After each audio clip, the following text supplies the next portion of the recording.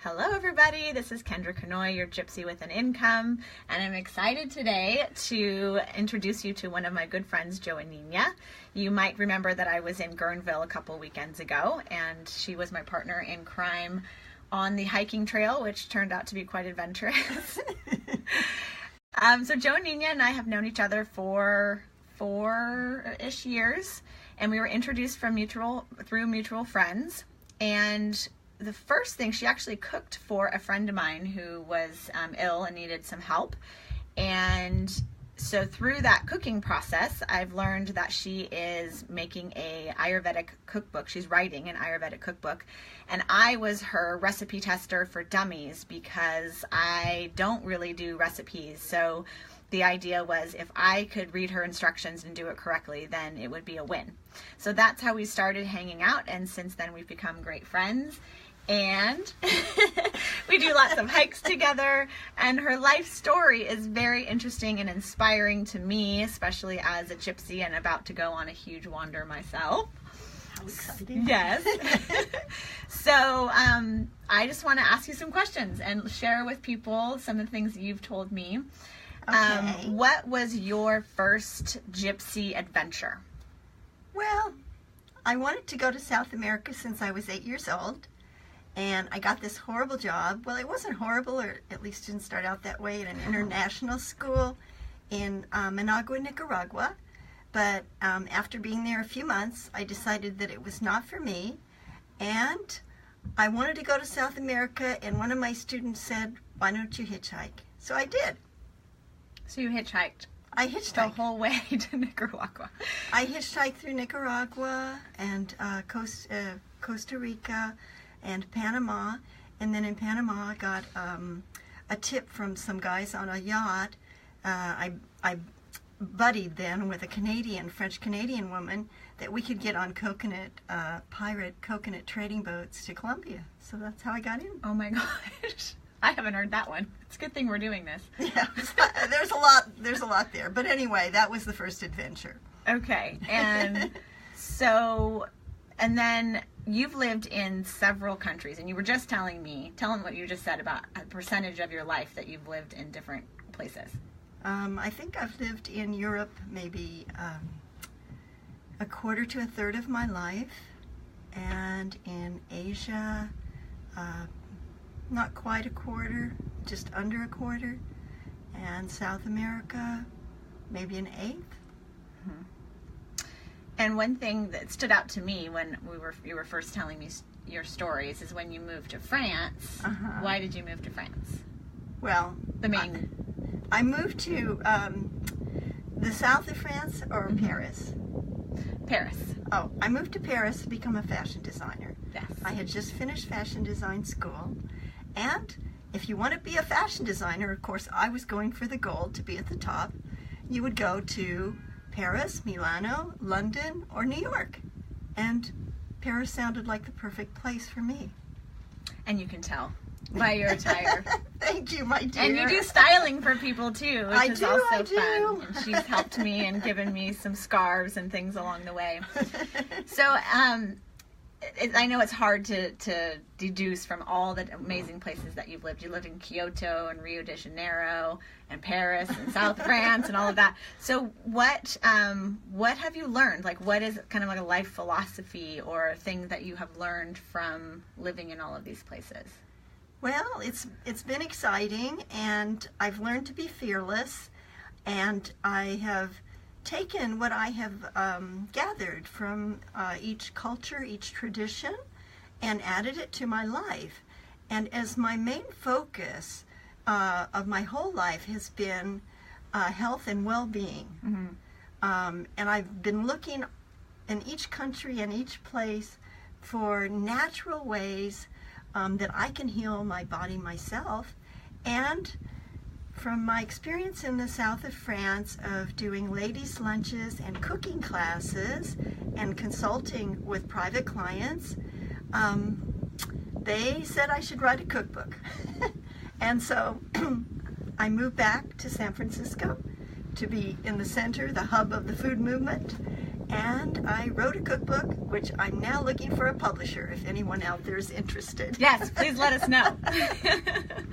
And I can say by spending time with you, and especially when we were in Guerneville, we hadn't spent a whole weekend together before, that you have a lot of incredible health habits, starting with meditation first thing in the morning, doing oil pulling, right, and different things, and the timing of the meals. And with Ayurvedic, it's like you were saying, not to drink water when I was eating or right after, which has actually been something I've remembered. Like I kind of reached to guzzle some, and then I put not cold water. Right. A little bit of room temperature or herbal tea is fine, but you do not want to have cold water when you eat. Right, right. So yeah, she's definitely a wealth of knowledge, so I can't wait to have her full cookbook out and ready. And actually Wendy, who is watching, she is a health guru who just wrote a book. So I should actually connect you. You guys could learn a lot from each other, I'm sure. So back to your Gypsy wanders. Can you just tell us a story? I mean, you hitchhiked, so that's one. But is there... Oh, there's a little puppy outside the window. Yeah, we can't help We're him. distracted. He's so cute at him. He's so cute. Like an adventure because I remember you did wild stuff in Greece. You were on boats, and what's kind of a memorable one for you? I was almost murdered once. Oh my God. that was. I mean, I don't think about it often, but that's quite an adventure where I always, because I've got Cherokee blood, I always wanted to be with the Indians, and so. In Brazil, I had an opportunity to go up to an Indian aldea, an Indian village, which is strictly prohibited because the Brazilian government is trying to integrate the Indians into their culture, so they don't want foreigners going there and seeing how they're doing it, you know. But in any case, this was in a remote area up a little river between the state of Paraná and the one right south of it. Paraná is where Belém is, and then there's that end of that state and a little river. So I was waiting at this river point, and the man from the Funai who came along in a boat to go up to the aldea, he couldn't take me. Even though he was an Indian himself, he was working for the Funai, and it would have been illegal. But he said, another boat is coming, and that woman will take you. You can go with her. And so I did. And this woman was about maybe 5 feet at the most. But she was a jungle woman. And the reason that they were willing to take me up there was because she'd been living with a man all of her life, and she wanted to be formally married. And every time they wanted to get the boat started, because I spent a few nights there, the boat wouldn't work. And she swore it was my fault. And I could understand enough Spanish to hear her say on the third try, if this boat doesn't work, I'm going to take my machete to that woman. Oh my God. I said a lot of prayers that night. And lucky, the gods heard my prayers, and the boat went, and I went, and no machete for Joaninha. All with giggles and laughter now. Wow. Yes. Yeah, so you can get into trouble. I did stop. There was another time when I was somewhere in the deep jungle, and an Indian came along with feathers and paint and all of this, the kind you see on the postcard, but he was real. And I said, oh, maybe I could go into the jungle with him. And everybody said, it's not advisable. You have blonde hair. It's not advisable. There are headhunters here. I thought, you know what? I think I won't go this time. Yeah. That was probably a good choice. And I can say, having traveled alone, not nearly as much as you, and not nearly as in exotic places, but there's that intuition that you follow, right? That is key, Kendra. Yeah. I'm glad you mentioned that, because you really, I think those are two things that happen when you put yourself out there, is that you get very tuned in to what you're feeling inside. If you don't, you better start. Yeah. And then you really follow your intuition. And I think that's what kept me, pretty safe when I was hitchhiking. Because I could tell right away if somebody was suspicious, and I wouldn't get in the car. Right. there's definitely Or in the some truck. risk taking involved, because there has to be, like, you have to get to the next place, you have to find a place to sleep, you know, what have you. But so are there any upcoming Gypsy travels, or are you going to be sticking with kind of Northern California for the near future? Well, that's also a good question, Yeah. because I think, you know, once you have learned how to move about and experience different dimensions of life, you can take it anywhere you are.